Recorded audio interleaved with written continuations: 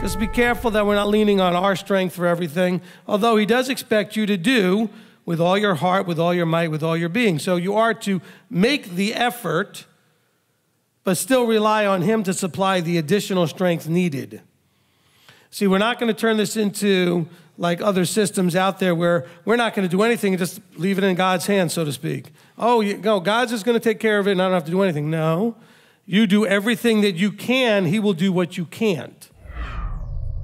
He's trying to say through this psalm, not only does he want us to remember all the things he did, he wants us to remember that he doesn't forget his covenant and his promises.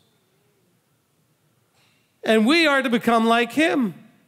And in becoming like him, we need to be making the effort to remember his covenant and his promises. But more importantly, the linkage here is that if you remember what he did, you'll remember his covenant and his promises. Because he's telling you the reason he did all those things was because of promises. The reason that he did what he did in your life is because of what he promised Abraham. We have a love relationship with our Creator, yes, but it's in a form called covenant. There's a format called covenant. I have a love for my wife, and guess what? It's in a form called covenant. It's called the marriage covenant.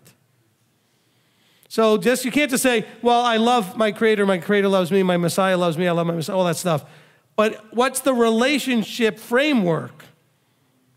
The relationship framework is called covenant. Now, we can't just go back into covenant. He's got to make a new one with us. Now, we are going to do our best to keep the old one until he comes and makes the new one.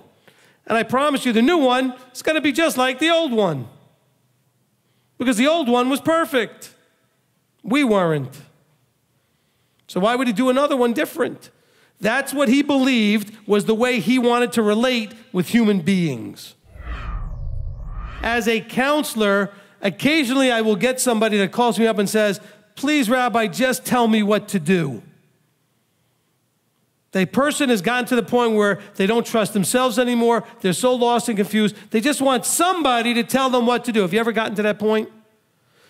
That's the whole reason why you suffer, is Yahweh wants you to get to that point so you'll listen to him tell you what to do. I am so blessed that he's given me the understanding that I have the opportunity that I might guard his laws and watch over his Torah. And notice the way he says it. He doesn't say that I just can do them, but I get to guard and watch over them. What do you generally watch over and guard? Things you love, things that have high value. Things that are precious tend to have guards over them, or people watching over, or security systems. The more valuable, the more you watch over it. I'm not picking on the people, I'm saying the system called Christianity is trying to convince the people in it that the law is no good, it's bad, it's wrong, it's a burden that even our forefathers couldn't bear, blah, blah, blah. He was not talking about Torah in that verse. He was talking about the man-made stuff. But yet, all I can read out of the Old Testament, where the covenant was given, is praise Yah, give thanks to Yahweh, he is good, and guess what? His kindness that's everlasting is connected to his giving us righteous right rulings, his Torah, his law.